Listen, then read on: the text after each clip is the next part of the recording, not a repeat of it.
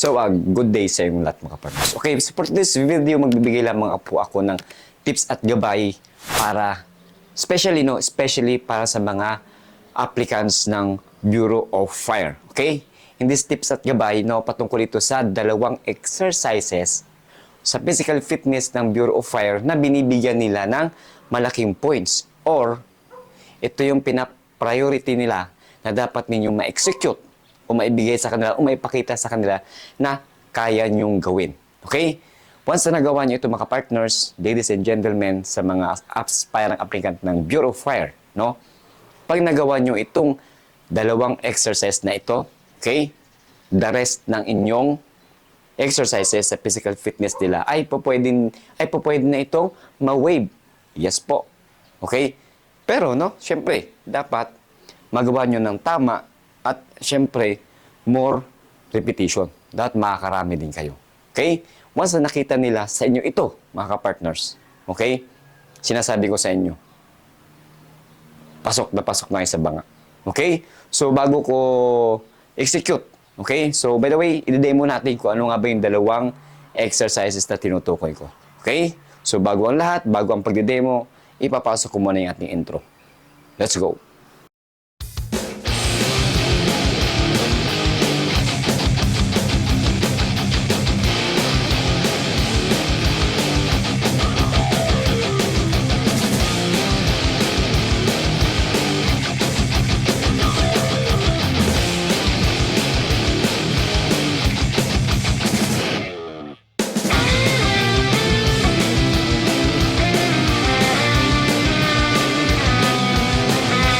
So mga partners, iniba ko yung angle ng ating camera dahil para syempre makita niyo ang execution natin. Okay?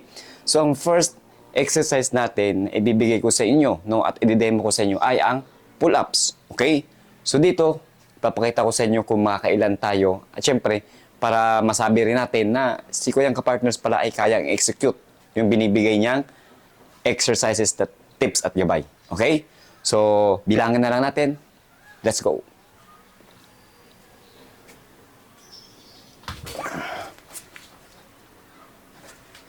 Exercise. Start.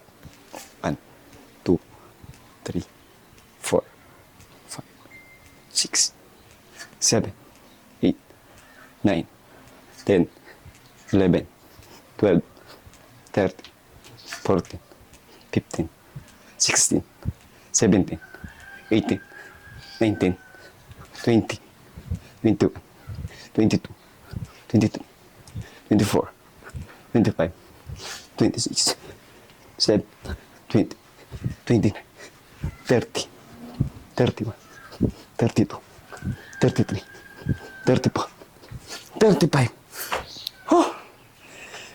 So mga partners, naka 35 good repetition tayo sa pull-ups. Okay? So ayusin ko muna yung camera natin. Let's go.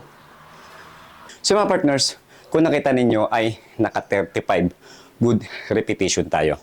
Okay, by the way, noon ay more than 40-50 reps ang kaya kong gawin sa pull-ups. Okay, so pasensya na kayo.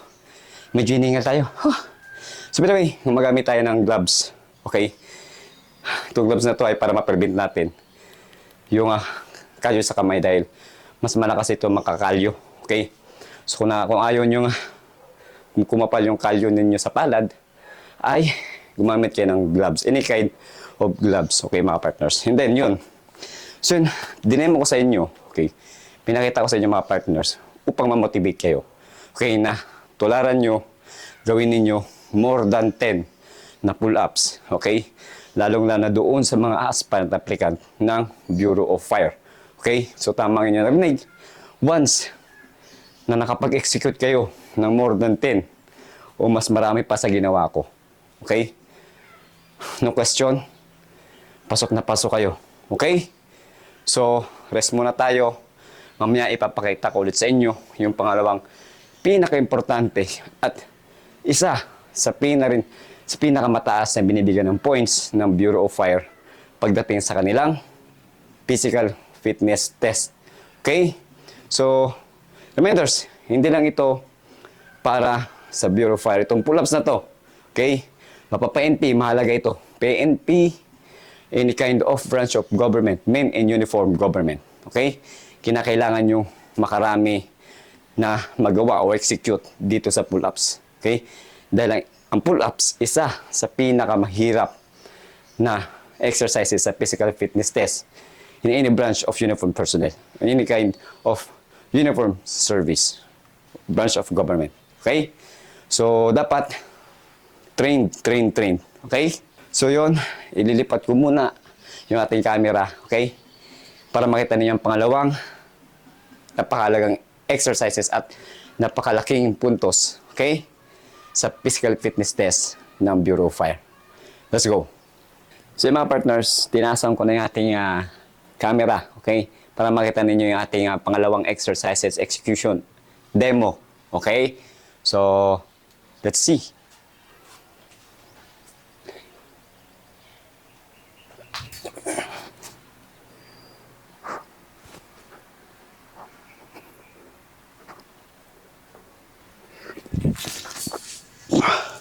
One.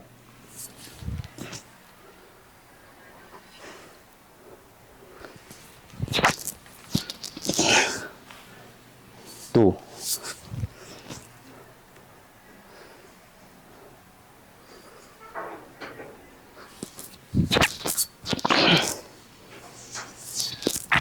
Three. Last one. Tatry natin yung isa.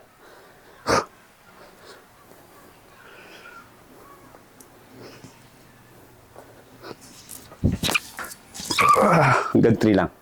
Let's go. So mga partners, nakatato tayo. Ayusin ko ulit yung ating pistuhan ng ating camera. Let's go. So mga partners, yung ginawa nating exercise na yun ay tinatawag na muscle up.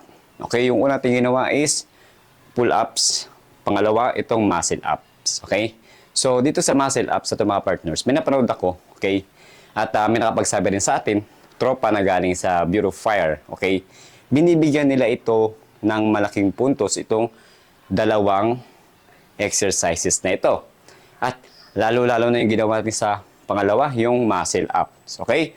So, bakit nga ba? So, okay, napag-alaman natin itong muscle ups na ito, o yung pull-ups, o kaya mong buhatin yung physical na katawan, okay, yung pangangatawan, o yung weights mo, sarili mong weights, okay? Nakakatulong yan sa kanilang training. Okay? So, kapag ikaw ay member ng kanilang elite unit na tinatawag na SAR na tinatawag sa Rescue Operation Unit nila, okay?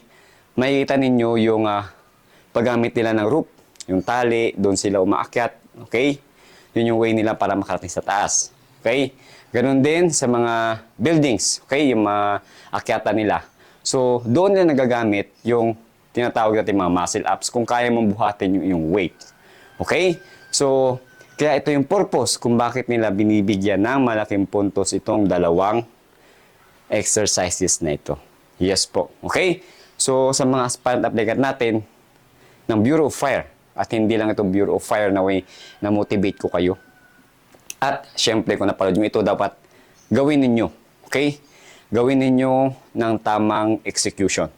Okay? So, ano nga ba ang sikreto? Walang sikreto, kundi, okay? Practice every day. Training. Okay, yun ang dapat ninyong gawin upang lumakas sa pull-ups. At syempre, by the way, ang muscle up na yun, nung ginawa ko yung panghuling exercise na ginawa ko mga partners, ay etong month ko lang siya, okay, na master. Okay? So, matagal ko nang siyang inattempt na gawin. Okay? So, but sad to say, lagi ako na-field. Okay, pero hindi ako tumigil hanggat hindi ko siya na-execute. Okay?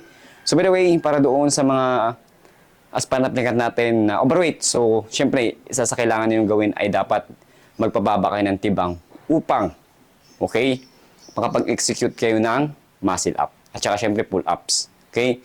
So, sabi ko nga, walang sekreto, train, practice.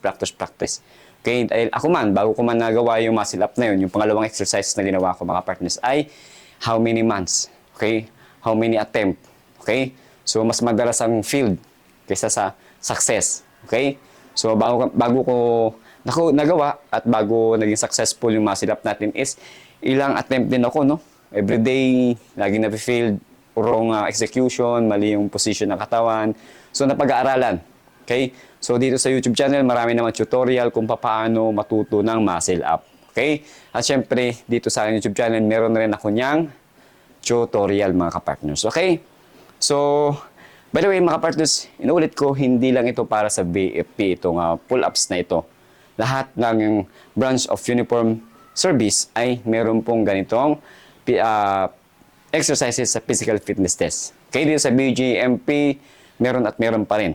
Okay, pull-up. So, dapat always ready. So, pinakita ko sa inyo, mga partners, in-execute ko sa inyo, okay, para syempre, meron tayong proof, okay, na lahat ng sinasabi ko rito ay nakabase sa akin experience at nagagawa ko siya. Syempre, for motivation for everyone. Okay? At by the way, para sa inyong safety, bago kayong mag-perform, mag-execute ng dalawang exercises na yun, dapat meron kayong tamang warm-up.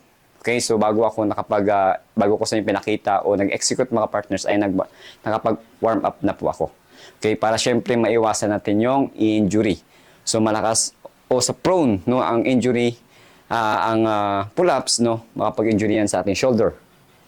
Okay, joint ng ating kamay. So dapat i-warm up muna natin yun. I-warm up natin shoulder, okay? Stretching natin yung ating forearms para iwasan yung maipitan ng ugat, any kind of injury. Okay, mga kapartners and ladies and gentlemen, no? So, gumamit tayo ng gloves sa safety features. Ano nga ba yung safety features nito mga partners? Siyempre, maiwasan yung kalyo. Okay, so, yan. Maiwasan natin yung grabbing kalyo. So, by the way, kahit na meron tayong gloves, meron pa rin kayong, magkakakalyo pa rin kayo. Pero slightly lang. Lightly lang mga partners. Okay, dahil napiprevent nitong gloves na gamit natin. Okay? And yun, by the way mga partners, sa mga aspirant applicant natin dyan, bisitahin yung aking TikTok account. Okay? So, ipopromote ko na rin yung ating pull-up bar. Okay? Nasa yellow basket natin. Okay? So, pasyalan nyo yung aking TikTok account. Nandun yung yellow basket natin. Okay? Nandun nakapost yung link nitong wall-mounted pull-ups. Okay? So, sa mga malayo sa gym, malayo sa park na merong pull-up bar, mga kapartners, ay bumili na kayo ng wall-mounted pull-up bar. Okay? Para syempre, anytime na gusto nyo mag-exercise, hindi nyo na kailangan magbihis, hindi nyo na kailangan bumiyahe para pumunta sa malayo at makapag-pull-ups lamang mga partners, no? So ito na, no? Kapag meron kayong wall-mounted pull-ups, okay? Kahit DIY, kayo na magkabit niyan mga partners. Easy, no? Easy. So, sa mga gustong magkaroon ng ganitong pull-up bar, okay? Nakita naman ninyo gano'ng katibay ay nasa TikTok ko po, okay? Nasa yellow basket ko yung link at doon kayo mag-order. Okay, mga partners. And by the way, itong gloves na gamit ko, universal gloves, pwede siyang pang motor, pwede siyang pang gym exercises. Pwede pang cycling, bike. Okay? Siyempre, i-promote na rin itong product na to. Bisitahin nyo yung aking TikTok channel. Basta ganun, basta TikTok page. Yun. At nandun yung link, okay, nitong gloves na ito. Okay? Click lang ninyo sa yellow basket ko yung link. Nandun. Mura lang to. Mga nasa 150 pesos lang to.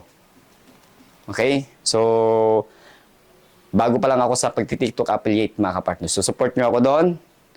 Kung gusto nyo umorder nitong pull-up bar, wall-mounted, nandun sa aking yellow basket. At kung gusto nyo umorder nito, okay, nasa yellow basket ko na ito. Okay? So, puntahan nyo lang. Type nyo lang doon, GPay, yung gano'n din, sinasakang pangalan sa YouTube channel or Art Fitness Tips mga partners. Okay? So, hanggang dito na lang po muna mga partners yung ating tips at gabay. Okay? Naway nabigyan ko lang naman po kayo ng accounting information at na-motivate ko kayo. Lagi kong sinasabi, always think positive sa lahat ng bagay. Be a professional. Okay? Magtiwala sa kakayahan kung anong meron ka. Magtiwala sa itaas. Always pray. Okay? And maging mabuting tao sa kapwa. Baka yung kapwa na yan, lagi ko sinasabi, na makatulong sa in the future. Okay? At lagi ko sinasabi, saludo.